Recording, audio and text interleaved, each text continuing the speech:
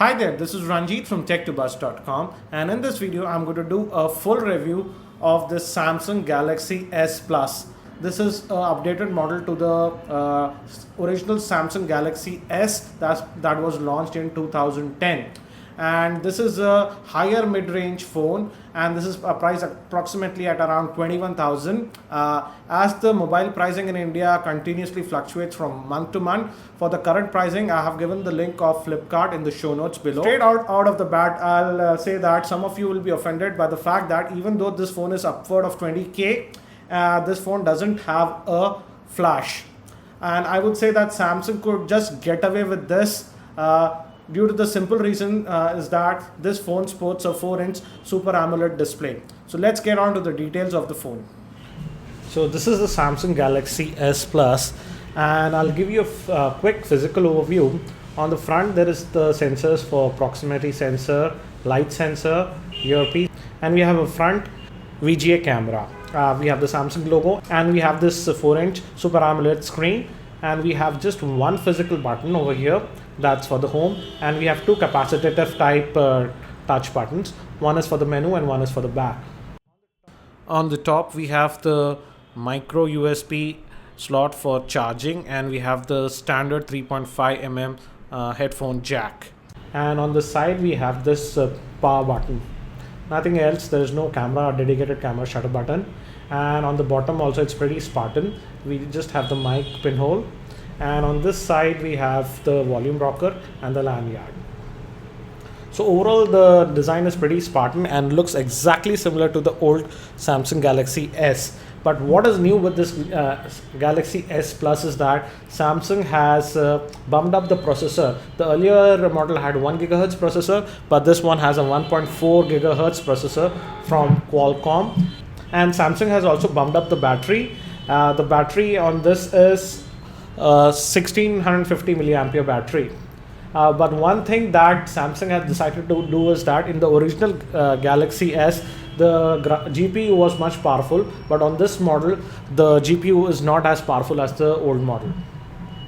On the back, this entire body is made up of plastic, nothing to talk about, but the build quality of the phone is very good. If you rattle the phone or just shake it, there is no sound or anything like that.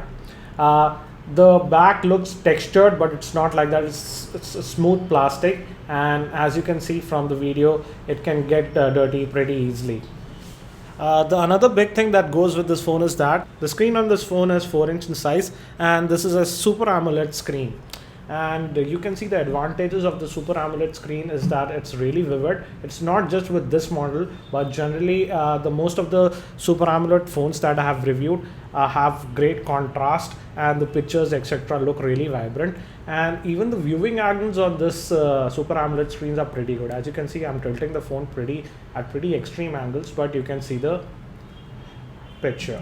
Again, this phone also has a front-facing VGA camera, and I don't know from where a lot of users have got this, that this Android 2.3, that's gingerbread, does not support video calls. It's totally false. I had made video calls, 3G video calls on this phone. One of the phone was this obviously this Samsung Galaxy S Plus, and the other was a S2, and I made video calls over the BSNL 3G network, and it worked perfectly.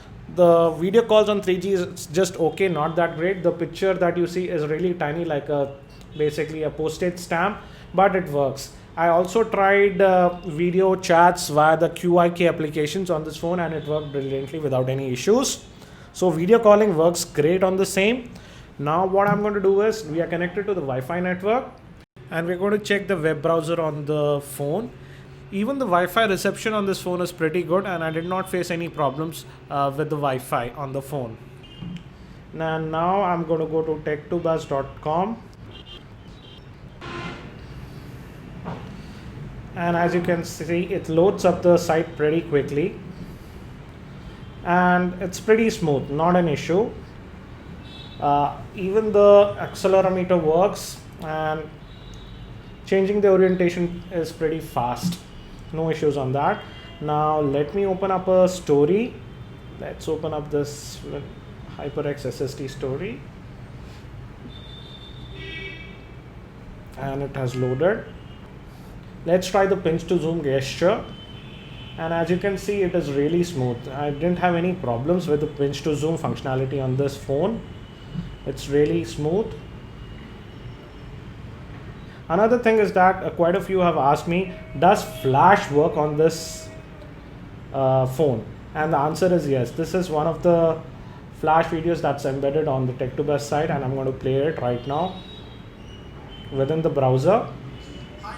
And as you can see, the browser, we are able to play the flash video directly inside the browser. No issues about that.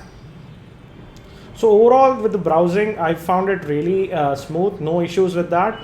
It's perfect for browsing the web, and also it can play flash content within the browser. Let's now go to Engadget website, and the Engadget website, the full web version is downloaded, almost done. And the thing I wanted to show you is that though this page is really long, when you do a quick flick, it stops automatically for the next page. I don't know why it does, but it does this.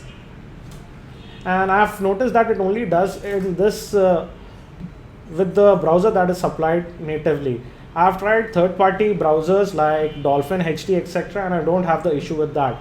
So I don't know if there is some setting in this phone that does that, but I was not able to disable the same. I find it pretty irritating because with just one flick, I want to go down to the end of the page, and it stops with every page scroll. But again, as you see, in terms of browsing, I have no issues with the same, and the browsing is pretty smooth. Regarding the camera, the performance of the camera is really good. I have made a separate video regarding the same. You can click there for more info. But again, at night, as this phone doesn't have a flash on the back, at night, sadly, the photographs that you take won't be that great. Regarding the user interface, it comes with the stock Samsung UI, that's TouchWiz version 3. And instead of scrolling down all the applications in the touch Samsung UI, it's all the applications you need to scroll left or right. The general UI on this phone is really responsive, but at times I have found it to be not silky smooth. Sometimes when I do like this, there is a slight lag.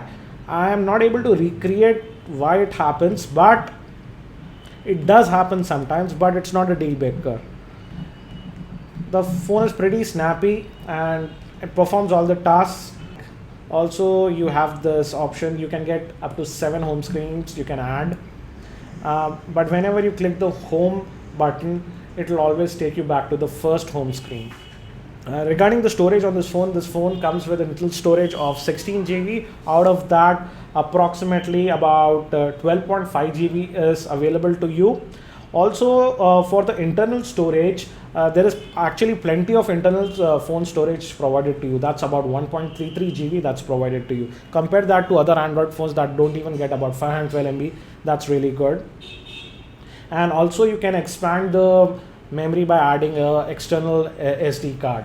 I have not added an external SD card because I didn't find the need for the same, but if you require, you can add an external SD card and move the apps on the same. The actual RAM that is available to the phone is 352 MB, and we get this handy app by Samsung which can actually show you which apps are currently running, what apps you have downloaded, etc. So in terms of storage, I don't have any issues with the phone. It has plenty of storage for your apps. Another thing I want to talk about is the actual voice quality on the phone. We actually do use the phone for making voice calls, and I feel that the voice quality on the phone is not perfect. Let's say the perfect value is 10. I would give the voice quality 7 out of 10. Don't get me wrong, but at times I felt the earpiece that Samsung has provided on this phone could have been a little bit better. The camera application is pretty versatile with the standard Samsung standard options that you get with an Android phone. You can change the resolution for video up to 720p. These are the supported resolutions. That's 1280 by 720. That's 720p. 720 into 480. Again, you can also go to DVD quality. That's 640 by 480, etc. Also, you can change it now. It's in the camera mode, and we can flip. Right now, it's facing the back camera, and we can also switch to the front-facing camera. if you like. I'm not a big gamer, but gaming on this phone is also pretty fluid, and I'm going to play a few games to show you the same. This is Angry Birds, and it works brilliantly on this phone. And let me zoom in. And as you can see, it is pretty responsive. There's no issues with gaming. Let me load one more game that I have, and that's Raging Thunder 2. This is the light version. I'm going to play the single player. Please don't judge me because I suck at these games. And as you can see, it plays the game really fluently without any issues. As you can see, I suck at playing this game, but I just wanted to show you that even while playing games, this phone doesn't have any issues with the same.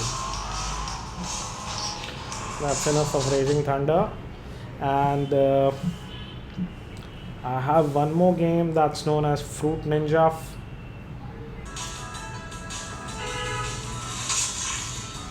Even the sound on this game is the speakerphone performance is pretty good. No issues on that. And this is Fruit Ninja, and as you can see, it's pretty fluid. There's no issue. There's no issues with that. Sorry, as I said, I suck at these games. So the thing is that playing games also on this phone is not a problem. It plays them fluently without any issues. This phone ships with Android version 2.3. Let me show you the same. Let's go to about the phone.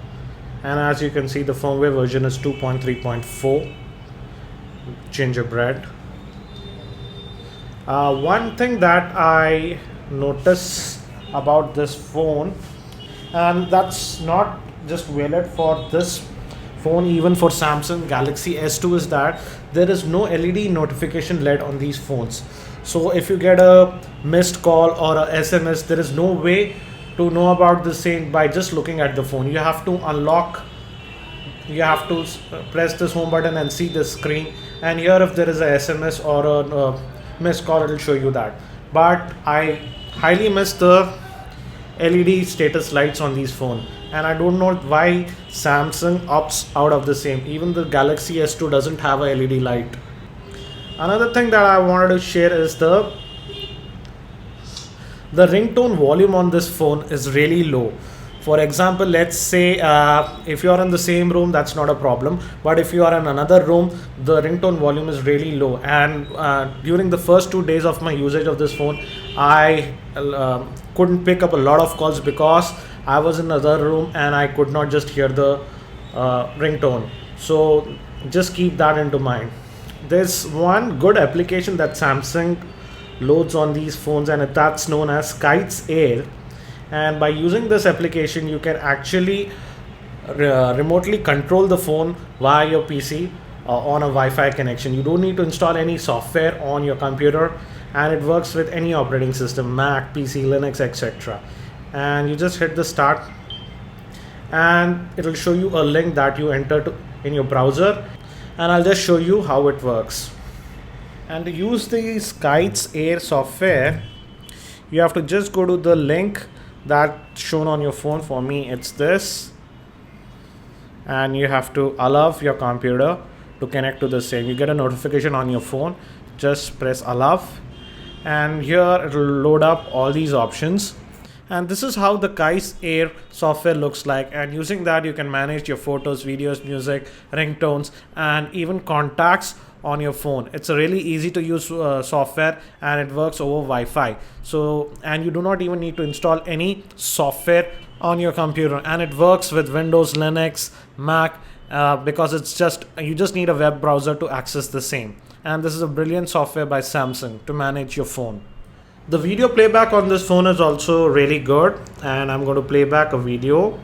The default video player is really limited, and I use this MX video player for for playing back, and this is one of the videos that I shot in 720p, and as you can see it plays the same fluidly without any issues. So video playback on this phone is pretty good, not an issue.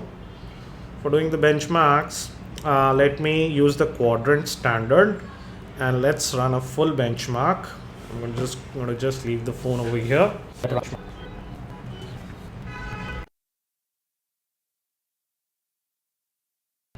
And the benchmarking is done, so let's look at the results. And let me show you the results.